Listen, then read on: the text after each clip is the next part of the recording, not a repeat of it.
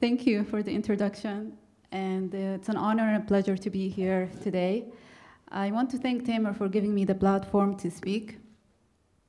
I'm very excited to talk to you about Pure Heart for Cancer, why we started, and what we do. But first, I want to ask you a question. What will it take to make this world a better place? And this is the question that I asked myself 5 years ago when my mom was diagnosed with cancer. I imagined a world free of destruction, atrocity, violence, and poverty, a world that is just and with endless of opportunities. It's not a world that what we wish for is granted, but it's a world where opportunities allow us to conquer challenges. You see, the journey of fighting cancer is full of challenges and difficulties, and it doesn't stop there. One of the things that I learned is that the journey does not end when the treatment finishes, but the journey begins. And one of the challenges that many cancer survivors have after they are done with their treatment is finding employment. Now, they did this study in the US, reference to the Occupational Rehabilitation Journal, where they looked at cancer survivors who are looking for a job in comparison to people free of cancer and looking for a job. And they found out that cancer survivors struggled by 13% more in finding employment. Further, the study revealed that being able to work is considered the third most important aspect of quality of life for a cancer survivor, where it's considered to be the sixth for a person who's free of cancer. Because for a cancer survivor, work is regarded as a marker for complete recovery. Unfortunately, there isn't any studies done in this region as of yet, but with further research, you come to know that there isn't any support programs that cater to guiding cancer survivors back to work. So my friends and I, we got together in September 2011, and we started Pure Heart for Cancer, with the aim to guide cancer survivors back to work and help them become an active member of society in order to lead an independent life. Now, I want to go back and talk about the struggle. So what is the struggle? What is the 13% more?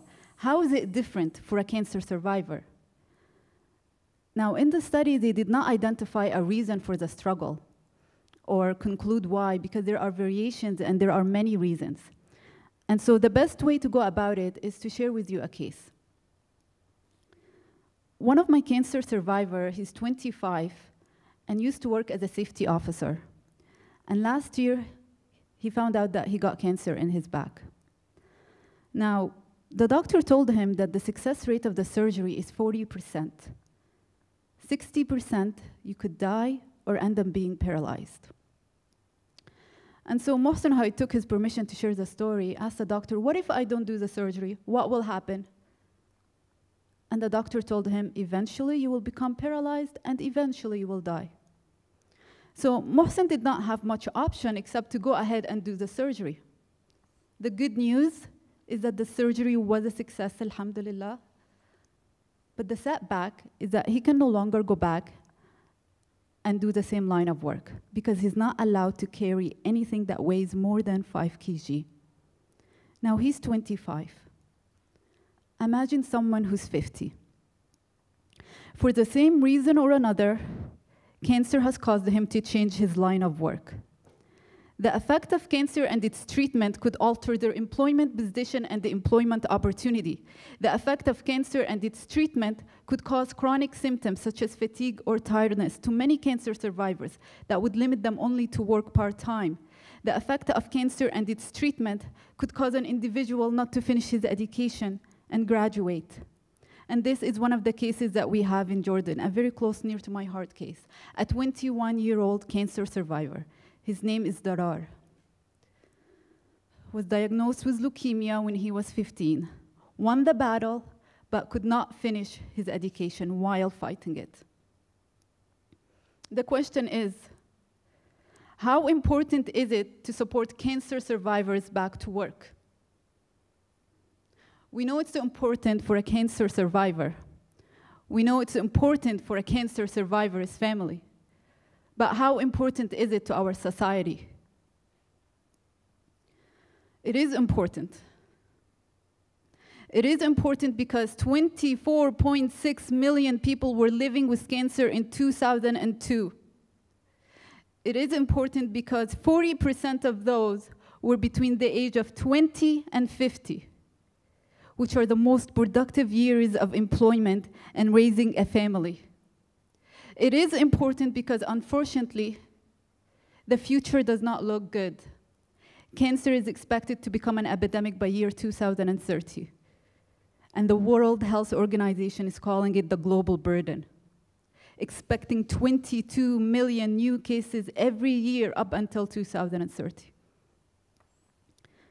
With the improvement in treatment and the advancement, survival rate is going up, although this might be the case in developing countries, but many cancer survivors are living and doing well, and so it's important to help them to become an active member of society.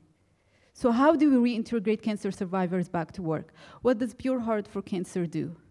We target companies who are leaders, companies who have corporate social responsibilities, companies that care about the community and humanity at large. And last year, we held 2 job fair events exclusively for cancer survivors, and we invited top companies to attend. The event serves 3 purposes. 1, it gives the opportunity for cancer survivors to find job placement. 2, it gives the opportunities for companies to select a qualified candidate to join their company and to engage in corporate social responsibility. And 3, it raises awareness about the cause. Besides the job fair events, we're developing an online platform where it allows companies to go in and post vacancies and candidates to apply directly. This way they will have opportunities all year round. And hopefully the website will be launched within the next 2 weeks. Other services that we look to incorporate is providing training programs for cancer survivors, as well as partnering up with research company in order to conduct research in this region and to better understand the relationship between cancer survivors and work. So why am I here today? Why am I here? Why I am here today because I wanted to talk to every single person about empowering cancer survivors back to work. Actually, not just empowering cancer survivors back to work, but empowering cancer survivors to thrive in the workplace. And this can only be achieved by all of us working together. The healthcare professionals, employers, researchers, media. If it wasn't for Pure Heart team, if it wasn't for the team, Hanadi al-Imam, Rana Khatib, Aisha Abdullah, if it wasn't for individuals volunteering their time and sharing their talent, if it wasn't for companies supporting this initiative, Pure Heart would not be here today. And so at the beginning of my talk, I said, what will it take to make this world a better place? And all I can say is that we cannot procrastinate to tomorrow. It's all about today and putting our knowledge into action to make a difference. Thank you. Ladies and gentlemen, Rania Amer.